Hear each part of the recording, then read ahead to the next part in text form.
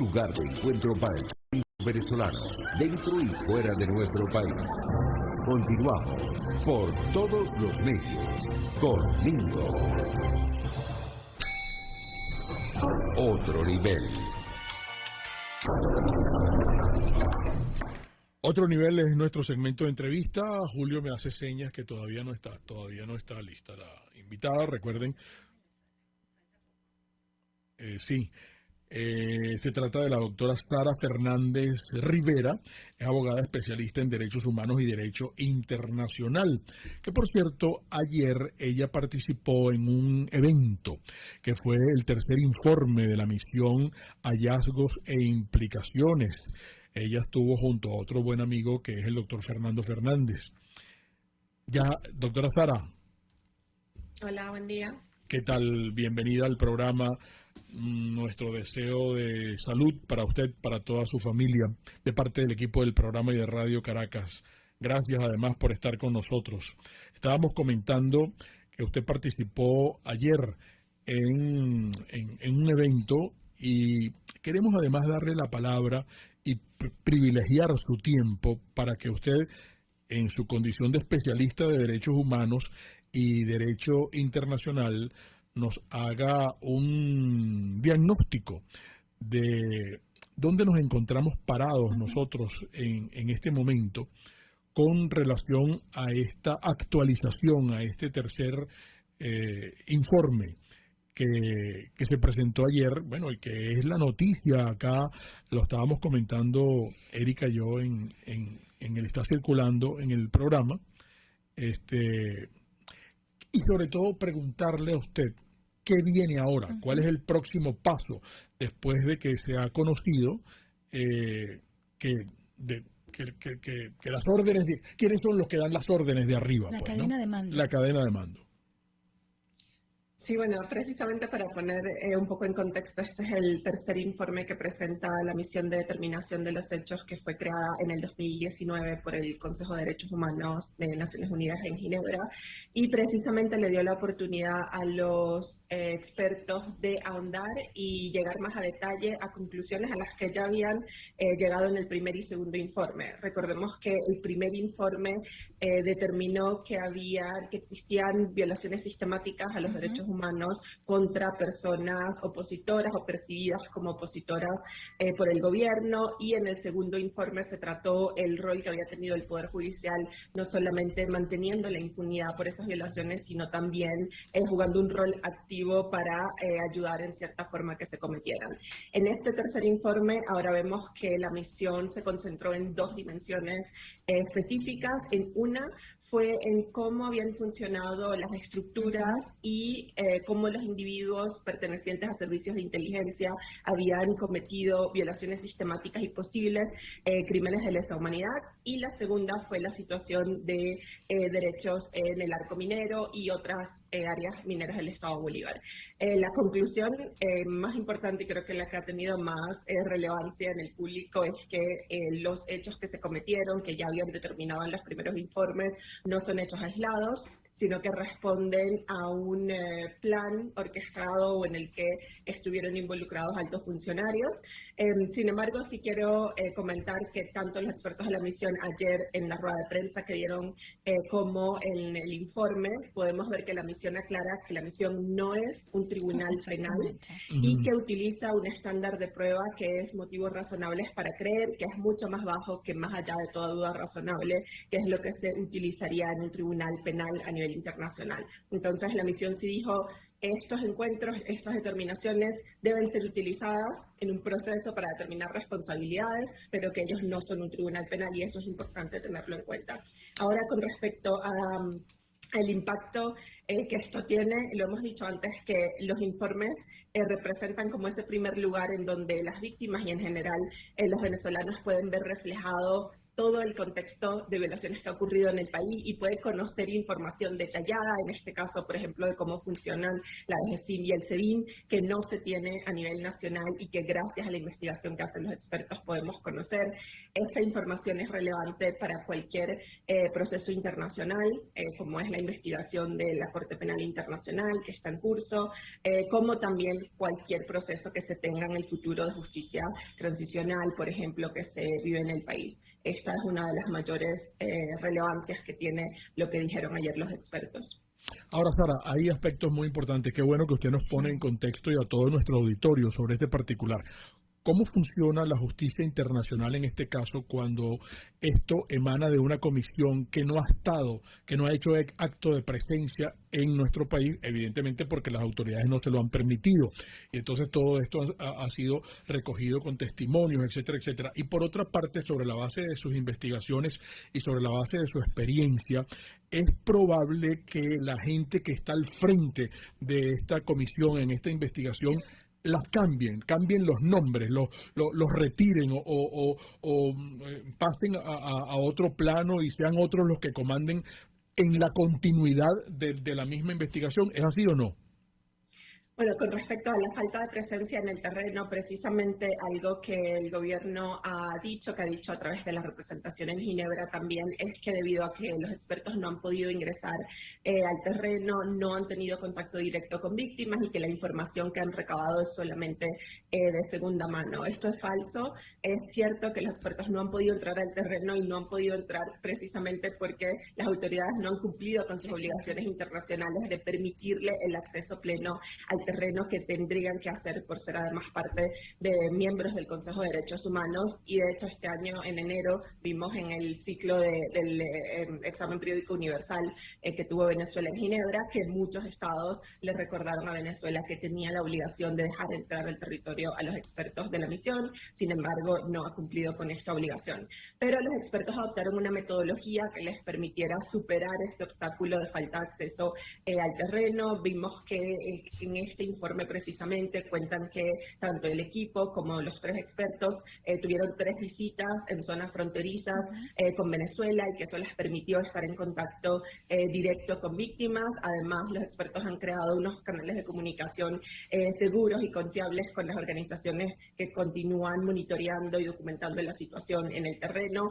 Para este informe vimos que entrevistaron a 246 personas, algunos incluso que habían sido parte de estas estructuras que se están examinando, y por eso han podido, gracias a esta metodología, tener información directa de víctimas y de organizaciones. Lo otro es que viene ahora. Y es una pregunta muy importante porque justamente estamos ahorita en la sesión 51 del Consejo de Derechos Humanos, en donde la misión culmina su segundo mandato. Recordemos que inicialmente la misión fue creada solo por un año en el 2019 y que en el 2020 su mandato se renovó por 2 años más. Ese periodo culmina ahora en septiembre.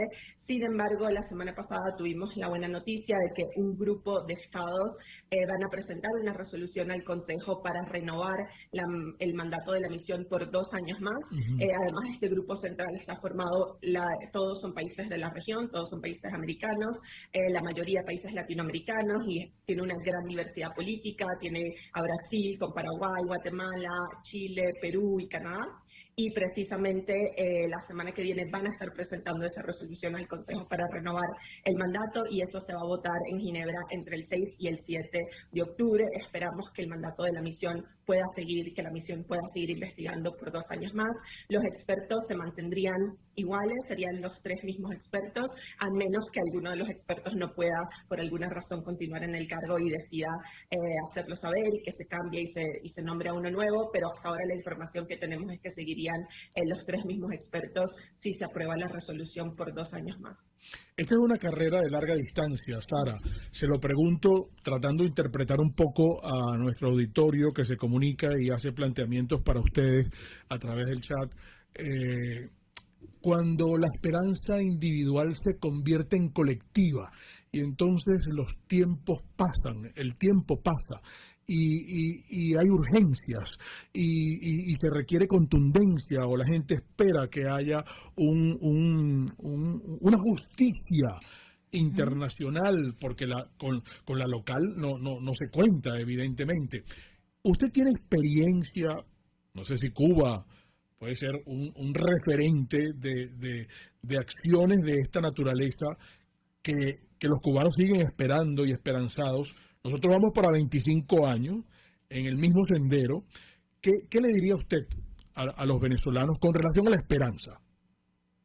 Sí, no, yo entiendo muchas veces la frustración que puede generar el tiempo de los mecanismos internacionales en las víctimas y en la población en general, porque es cierto que los tiempos son largos y que no es fácil ver resultados a corto plazo. Sin embargo, con la misión hemos tenido un mecanismo que nos da cierto resultado en cada año, porque precisamente tienen esta obligación de reportar anualmente y con la cual al menos se puede tener información de las situaciones que se han vivido en el país. El impacto que esto va a tener a largo plazo está por verse y sin duda requiere muchísima paciencia por parte de víctimas y de la población, pero lo cierto es que estos reportes, el hecho de que se haya anunciado la apertura de una investigación por parte del fiscal de la Corte Penal Internacional, el hecho incluso de que el fiscal haya ya dicho que Venezuela no ha llevado a cabo investigaciones válidas, es un logro del trabajo de las organizaciones, de la disposición de las víctimas de colaborar y mantener impulsando estos mecanismos internacionales, y creo que en eso es que debemos enfocarnos, en lo que se ha logrado hasta ahora. En muchas otras situaciones de otros países como la de Cuba, donde se han cometido violaciones sistemáticas, no han tenido la respuesta que ha tenido Venezuela por parte de la comunidad internacional, no han tenido la posibilidad de activar la cantidad de mecanismos internacionales que tenemos hoy en día, y creo que allí es que debemos enfocarnos para no frustrarnos y perder la esperanza de que los procesos de justicia van a continuar. Los expertos ayer recordaron que la principal capacidad, la principal obligación de investigar está en la jurisdicción nacional, y precisamente el Alto Comisionado de Naciones Unidas, que también tiene un mandato sobre Venezuela, y la misión siguen dando recomendaciones al Estado para que realice cambios significativos en el Poder Judicial a nivel nacional, porque es Venezuela quien debe investigar estos hechos, pero ante la incapacidad o la imposibilidad o la falta de motivación de hacerlo, pues allí tenemos activados estos mecanismos internacionales que hay que seguir impulsando y que al menos nos dan un resultado a mediano plazo de lo que está ocurriendo en el país y que a largo plazo van a tener un efecto. En la próxima parte, Sara, nos gustaría que ahondáramos un poco cuál cree usted que pueda ser la respuesta del régimen ante esta noticia que se genera en el mundo entero sobre el caso Venezuela. Amigos, conversamos con la doctora Sara Fernández Rivera, abogada especialista en Derechos Humanos y Derecho Internacional. Debemos hacer un alto, un breve intervalo comercial, y en momentos regresamos. Un espacio para formar la nueva opinión pública venezolana por todos los medios. Conmigo. Amigos, yo ayer les estaba hablando de un destino que es fabuloso, que es nuestra isla de Cubagua, pero hoy quiero referirme a otra isla. Y quiero invitarlos, les estoy hablando de la agencia de viajes Crisol, que tienen un paquete. Yo me imagino que usted no conoce la Tortuga. Usted no quiere conocer la Tortuga. Usted no quiere pasar 3 días y 2 noches en la Tortuga, todo incluido. Pero todo incluido, Génesis. ¿Qué te parece? La Tortuga. Usted, porque la Tortuga ahorita en el mundo entero se está hablando de ella. Bueno, ¿usted por qué no la va a conocer ahorita? Póngase en contacto con mis amigos de la agencia de viajes Crisol y pregúnteles, mire, ¿cómo es ese paquete que yo quiero ir todo incluido a la Tortuga? Es que lo incluyen absolutamente todo, amigos. Y les voy a dar un teléfono para que hablen con ellos. 0414-329-4222 de agencia de viajes Crisol. Trato de primera clase.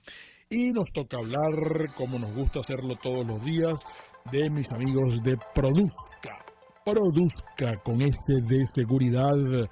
Ellos nos han enseñado, ellos tienen más de 40 años, 42 años, amigos. Su sede principal es en Valencia, pero hay otras 4 sedes que nos permiten cubrir todo el territorio nacional. Además, por la misma dinámica tecnológica que hay, usted puede conocer todos los implementos que tenemos para la protección óptica a las manos, auditiva, a la cabeza, respiratoria, al cuerpo. Todos los implementos que forman parte de lo que es el EPP, el equipo de protección personal, pero yo quiero que aproveche de la asesoría maravillosa de los especialistas que tenemos en Produzca. Así que, ¿usted cómo va a solicitar el catálogo? www.produzca.com, en su Instagram, @produzca.ve. Produzca es seguridad en tu empresa de los pies a la cabeza. Vean lo que tengo aquí. Vamos a abrir, aquí lo abrimos. Voy a abrirlo por aquí. Solamente tengo que hacer esto, mira, aquí halo. Amigos, esto lo hacen en la pastelería del Corso solamente 2 veces a la semana. Estos son unos pancitos que se llaman de banquete. Wow, usted, mi querida amiga, una cena, un desayuno, los rellena de pavo, de jamón, de mermelada con queso o con un café con leche.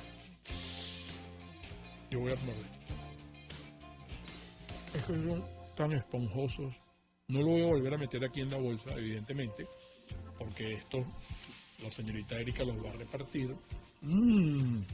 Pero vuelan. Lo que les quería decir es que vuelan. Los hacen los jueves y los sábados.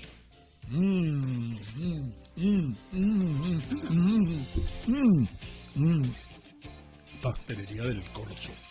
La torta del cumpleaños 945-8497 del Corso, la pastelería italiana por tradición y excelencia.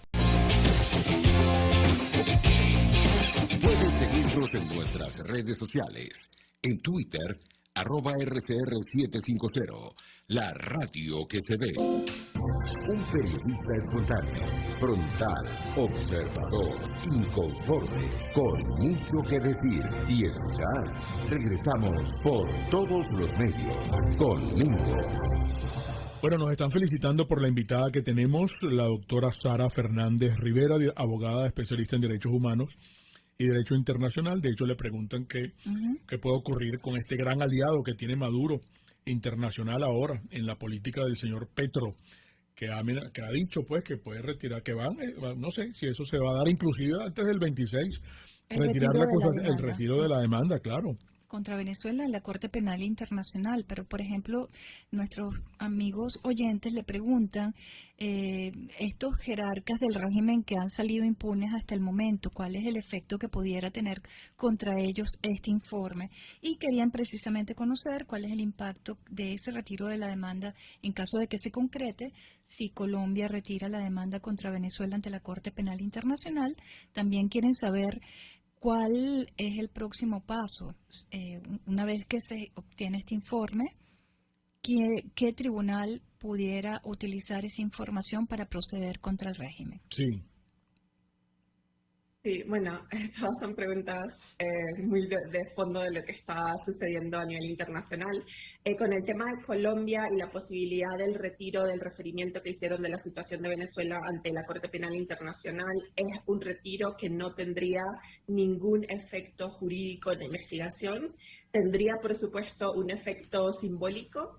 Demostrar que Colombia no está priorizando en este momento la situación de derechos humanos y la comisión de posibles crímenes en Venezuela, y sin duda eso nos dice algo sobre la motivación política del gobierno colombiano, pero no tiene un efecto jurídico en la investigación, porque la Fiscalía, una vez que los estados refieren una situación, tiene la posibilidad de continuar esa investigación independientemente de que los estados retiren posteriormente el referimiento. Además, recordemos que Colombia no fue el único país que hizo ese referimiento a la Corte, fue un grupo de países que continúan sin Colombia y sin Argentina, si es que Colombia ahora retira el referimiento, pero no va a tener un impacto jurídico en la investigación que va a continuar. Con respecto a qué pasa ahora y la posibilidad de utilizar este informe para determinar responsabilidades individuales y qué otro mecanismo a nivel internacional lo puede utilizar. Reitero lo dicho anteriormente, que los expertos recordaron ayer que la jurisdicción nacional debe realizar cambios para investigar los hechos que se presentan en ese informe y que a falta de esa investigación estos informes pueden ser utilizados por la Fiscalía de la Corte Penal Internacional, que ya tiene la situación sobre Venezuela. Es cierto que la Fiscalía tiene la obligación de llevar a cabo una investigación propia, es decir, de recabar su propia evidencia, de entrevistar sus propios testimonios, de crear sus propios casos, pero sí puede utilizar la información que le da la misión como indicios para ayudarlos a ver cuál debe ser la estrategia de investigación, a quién deben investigar, cuáles son los posibles casos, cuáles son los patrones que han realizado las autoridades venezolanas, y no es solamente en la situación de Venezuela, lo hemos visto en otros casos, por ejemplo, en la situación de Sudán, en la situación de Myanmar, vimos que existían mecanismos de investigación del Consejo de Derechos Humanos que posteriormente fueron utilizados por la Fiscalía de la Corte Penal Internacional en su investigación. Y es este tipo de proceso penal en donde se puede determinar responsabilidad individual de altos funcionarios, ya que, como le dije anteriormente, la misión no es un tribunal penal. Estos regímenes, Sara, usted sabe que son muy hábiles, ¿no?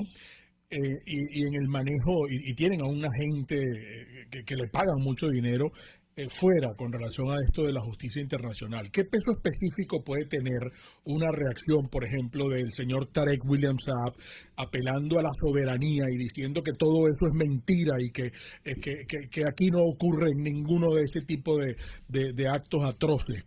Y es decir, la misión de la ONU, ¿verdad? En este caso, que determina que el Estado venezolano cometió crímenes de lesa humanidad a través del SEBIN y la DGCIN, y que salga el fiscal del régimen, el fiscal de Maduro, el fiscal de Miraflores, así que eso es mentira. ¿En dónde queda parado la justicia internacional? Sí, bueno, precisamente lo que hemos visto ya en los años anteriores es que la representación del gobierno en Ginebra ha siempre intentado despreciar y deslegitimar el trabajo que ha hecho la misión. Sí. Precisamente la razón por la que se renovó su mandato anteriormente y la razón por la que posiblemente se renueve en las próximas semanas es que el trabajo que ha hecho la misión es de una metodología y de una rigidez de investigación muy importante, y eso lo han visto los miembros del Consejo. Han pensado que los informes son fiables, que presentan una representación fiel de lo que sucede en el país, y creemos que esa va a seguir siendo la posición que tengan la mayoría, al menos, de los miembros del Consejo de Derechos Humanos, pero lo hemos visto anteriormente, los argumentos han sido siempre los mismos, que estos mecanismos creados por el Consejo tienen un componente político, que con ello se busca atacar la soberanía estatal, que además la misión simplemente se basa en notas de prensa y que por eso no ha podido recabar información. Los expertos han logrado deslegitimar estos argumentos ya en el marco del Consejo de Derechos Humanos a través de su trabajo. Algo que hemos visto este año es que los representantes del gobierno han buscado jugar el juego de la cooperación. Lo vimos con las dos visitas que tuvo el fiscal de la Corte Penal Internacional en Venezuela, lo vimos con el anuncio de una posible oficina de la CPI en el territorio, y lo vemos también con el memorándum que tiene con la alta comisionada de Derechos Humanos que acaba de salir, Michelle Bachelet, y es una carta que ha jugado mucho más este año, el decir, bueno, no renueven la misión y yo voy a cooperar con estos otros mecanismos. Ante eso nosotros hemos dicho dos argumentos. Uno es que el Estado no está cooperando realmente. De las 43 recomendaciones que ha hecho el Alto Comisionado de Naciones Unidas para las autoridades desde el 2019 al 2021, ninguna fue implementada, y eso que el Alto Comisionado es el mecanismo que ellos utilizan para aparentar esta cooperación.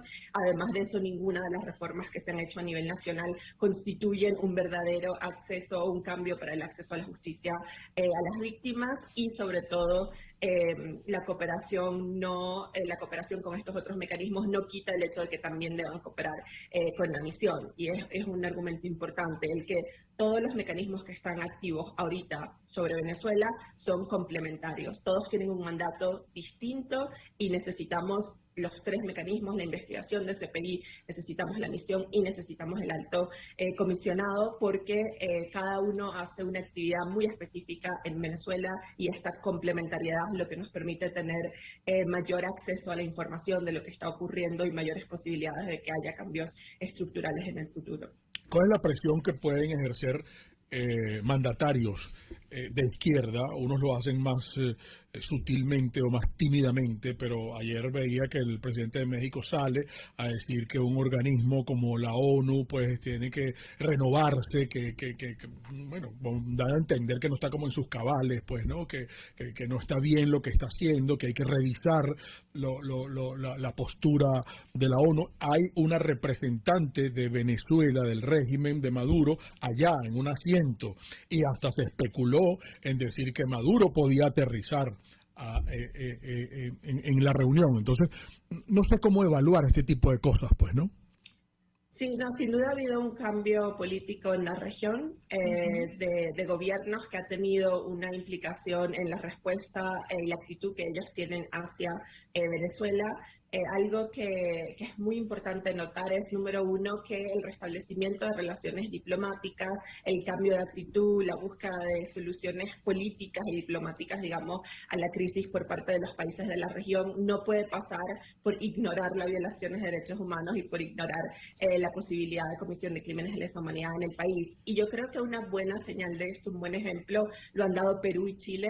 Como les mencioné anteriormente, Perú y Chile son parte de los líderes de esta resolución para renovar la misión de determinación de los hechos, porque entendieron, número uno, que el tema de derechos humanos no es un tema ideológico y que independientemente de las similitudes o las concordancias que puedan haber desde un punto ideológico con un gobierno, eso no puede ser una carta para ignorar esta situación de derechos humanos que se vive en el país. Y el hecho de que Perú y Chile hayan tomado esta posición de sí seguir apoyando posibilidades de negociación, de diálogo, de buscar restablecer relaciones diplomáticas, no pasa por buscar parar el trabajo que ha tenido el Consejo de Derechos Humanos. Este es un buen ejemplo que creemos que países como Argentina y México, sobre todo Colombia, que es el país vecino, deberían seguir con respecto a la posición del gobierno venezolano, que independientemente del tema ideológico puedan seguir impulsando estos mecanismos en el Consejo de Derechos Humanos y en general en el marco de Naciones Unidas. Cuando se determina que la misión, pues, determina que Nicolás Maduro es el máximo responsable de las actuaciones de la DGCIN, fíjese usted qué casualidad, y lo estábamos conversando Eric y yo en el segmento anterior. Ayer hubo una rueda de prensa de una ONG que usted conoce, que es Provea. Y entonces, ¿quiénes se presentan allí a amedrentar sin ninguna orden ni nada, en donde estaban testimonios de presos, etcétera? Pues, ¿no? Entonces, usted tiene ahí el accionar una vez más de que esta gente hace lo que le da la gana, se pasa por el forro, pues, este tipo de informes, y entonces la gente se pregunta, y también le queremos preguntar a usted, como venezolana, y se nos está agotando el tiempo, lamentablemente, y ojalá nos pueda acompañar de nuevo en breve, ¿cuáles son qué debemos esperar en todo esto? Porque fíjese usted, ayer ocurrió en esta rueda de prensa de Provea. Justo en el momento en el que también casi que se presentaba el informe. Exactamente. Como un mensaje, en pues, la rueda ¿no? de prensa de Provea. Fíjese usted, doctora Sara, ¿qué nos puede decir sobre eso? Sí, y de hecho, algo que se ha visto en los patrones de persecución que se han vivido en los últimos años en Venezuela es que no solamente están dirigidos en contra de actores políticos y que sobre todo en los últimos años una de las víctimas de persecuciones ha sido la sociedad civil y las organizaciones de derechos humanos, precisamente por el trabajo que hacen activando y movilizando estos mecanismos internacionales. Sí creemos y esperamos que a medio plazo este informe tenga digamos, un efecto disuasor en las personas que podrían estar involucradas en posibles crímenes de lesa humanidad, de el haberlos nombrado, el haber explicado con detalles cómo habían ejecutado esos delitos. Esperamos que tenga un efecto disuasor y, si se quiere, de prevención para los próximos meses y años. Pero lamentablemente lo que vimos ayer nos dice que se quiere dar un mensaje de que se están vigilando a las organizaciones de la sociedad civil y que va a continuar este cerco y este ataque hacia el espacio cívico en Venezuela. Sí, por eso le decíamos, doctora, nos parece que ese es el mensaje que manda el régimen. ¿Ah? Sí, y ante eso, esto hay que ser claro al denunciarlo a los mecanismos internacionales y a denunciarlo a la comunidad internacional. El evidenciar que estos patrones están siguiendo en contra de defensores de derechos humanos y en contra de la sociedad civil es algo que tiene que seguir mencionándose en estos mecanismos. Sí. Se nos agotó el tiempo, qué esclarecedor, Nos qué buena ha quedan sido esta algunas conversación preguntas con usted, Sara. De verdad, ojalá nos permita consultarle en breve, porque esto continúa, ¿verdad? Muchísimas gracias. Claro que sí. ¿Algo que quiera agregar? pendientes. ¿Algo que quiera agregar, por favor? Adelante. Bueno, estaremos pendientes en las próximas semanas con lo que pasa en el Consejo de Derechos Humanos en Ginebra y la renovación de la misión de determinación de los hechos que va a pasar, esperamos, en estas semanas, la primera semana de octubre. Sara, muchísimas gracias por este tiempo suyo y brindarlo acá a nuestro programa por todos los medios. Radio Caracas a su orden también. La doctora Sara Fernández Rivera, abogada, especialista en derechos humanos y derecho internacional. Contundente, ¿verdad? Contundente. Y una gran explicación. Muy bien. Amigos, las interpretaciones finales de todo lo conversado hoy acá, como siempre, de ustedes. Y recuerden, el comunismo te quiebra las rodillas para que tengas que darle las gracias por las muletas. Hasta mañana. RCR presentó Por Todos los Medios con Lincoln. Mis amigos, el programa de hoy estuvo patrocinado por Farmacias CVS y más. Todo lo demás. Pastelería del Corso, la pastelería italiana por tradición y excelencia. Distaffi Motors, tu concesionario Honda en Los Palos Grandes. Comercializadora Prada, todo en quesos y embutidos con la mejor relación precio-sabor. Estación de servicio Terrazas del Club Hípico, calidad y servicio de primera clase. Produzca seguridad en tu empresa de los pies a la cabeza. Viajes Crisol, trato de